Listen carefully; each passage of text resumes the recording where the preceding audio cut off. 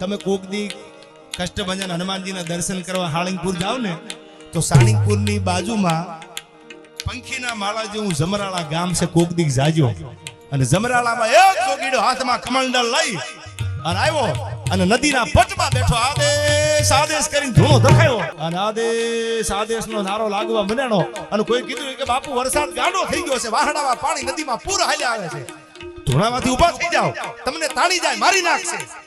અને તેથી ફકડાનાથ નામનો નવનાથ માયલો નાથ જેને કહી હકાય એ ફકડો હોય ને ફિકર ન હોય, ફકડાવા ફિકર ખાઈ ગઈ.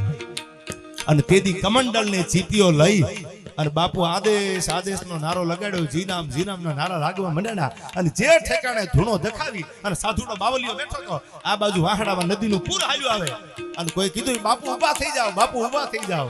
એ કે હું ડગલું દઉં નહીં આઈથી, શું કામ? અને જે વાહડામાં પાણી નદીનું હાલ્યું આવતું, આજ પણ કોક દી જમરાળાના પાદરમાં જઈને ઊભા રહેજો સાહેબ. નદી જે હાલી આવતી નદીના બે ભાગ થઈ ગયા, વાહડામાં પાણી હાલ્યું આવતું તો ગામ જોતું હતું કે હવે ધૂણોય નહીં હોય, આમાં ફકડાનાથ નામનો કોઈ સાધુડોય નહીં હોય, હવે તો કોઈ નહીં હોય.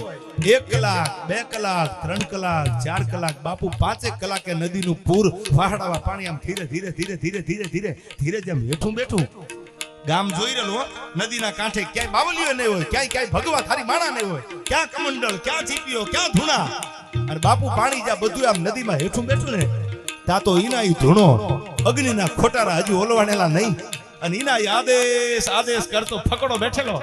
અને તેથી આમ જોયું અને દાંત કાઢતા કમંડળ ને ચીપીઓ હાથમાં લઈને બોલ્યો, ફકડો હોય ને ફિકર ન હોય, નદીના બે ભાગ કરી નાખ્યા. આ દેશના સાધુની તાકાત છે યાર.